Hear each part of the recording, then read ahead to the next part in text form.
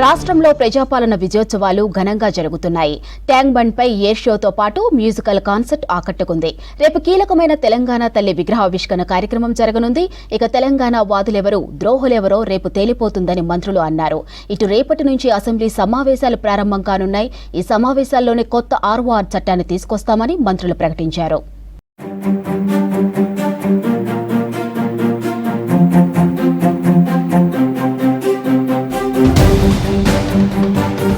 ప్రజా విజయోత్సవాలు tank బండ్పై colourful గా జరిగాయి. సాయంత్రం జరిగిన ఎయిర్ షో ఆకట్టుకుంది.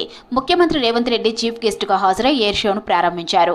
15 సూర్యకిరణ్ విమానాలతో చేసిన విన్యాసాలు సందర్శకులను ఆకట్టుకున్నాయి. ఎయిర్ షోను చూసేందుకు నగరవాసులు పెద్ద ఎత్తున తరలివచ్చారు. సీఎంతో పాటు శాసనసభ స్పీకర్ ప్రసాద్ కుమార్, మంత్రులు కోమటిరెడ్డి వెంకటరెడ్డి, పొన్నం ఉత్తమ్, పొంగిలేటితో పాటు ఇతర నేతలు హాజరయ్యారు.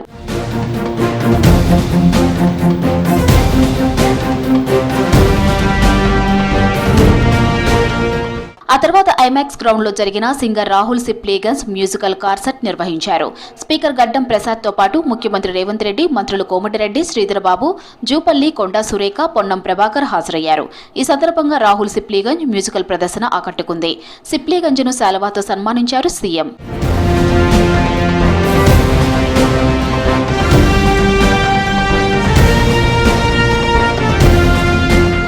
ప్రజాపాలన విజయోత్సవాల్లో భాగంగా రేపు కీలక ఘట్టం ఆవిష్కృతం కానుంది.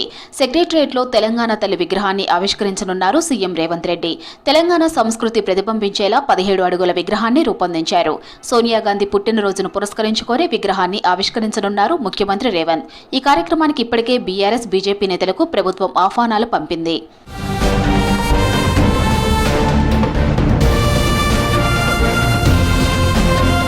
రేపు సెక్రటరియట్లో జరిగే తెలంగాణ తల్లి విగ్రహావిష్కరణకు అన్ని రాజకీయ పక్షాలను ఆహ్వానించినట్టు చెప్పారు మంత్రి కోమటిరెడ్డి వెంకటరెడ్డి.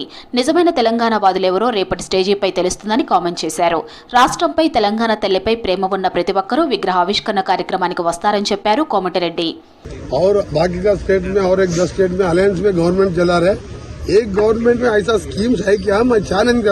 इंटरनेशनल मार्केट में वो क्रूड ऑयल कम होता है, इधर पर रेट बढ़ता. खाली अदानी का गवर्नमेंट है, अदानी का अमेरिका में केसों में चल रहा.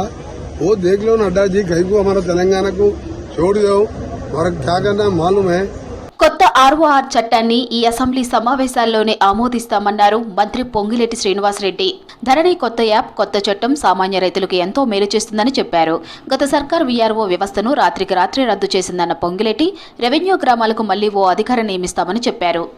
ఆనాటి ప్రభుత్వం చేసిన అప్పులు తీర్చడం కోసం అసలు మిత్తి కలిపి 6,500 కోట్ల రూపాయలు ఈనాడు ఈ ప్రభుత్వం బ్యాంకులకి గాని మిగతా సంస్థలకు గాని కడుతుంది. అతి తక్కువ ధరకే టీ ఫైబర్ సేవలను అందిస్తామన్నారు మంత్రి శ్రీధర్బాబు. ప్రజాపాలన విజయోత్సవాల్లో భాగంగా టీ ఫైబర్ సేవలను ప్రారంభించారు మంత్రి. ఈ సేవలను పరిశీలించి మరింత సౌకర్యవంతంగా తీర్చిదిద్దుతామన్నారు. మీ సేవ మొబైల్ యాప్ను శ్రీధర్బాబు ప్రారంభించారు. రైతుల రుణమాఫీ బోనస్ కోసం మొబైల్ అప్లికేషన్ ప్రారంభించారు.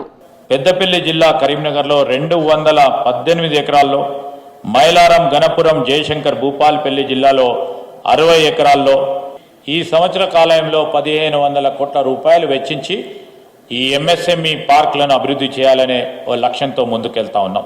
రాష్ట్ర కేబినెట్ లో అర్బన్ నక్సలైట్లు ఉన్నారన్న బండి సంజయ్ వ్యాఖ్యలను ఖండించారు మంత్రి సీతక్క.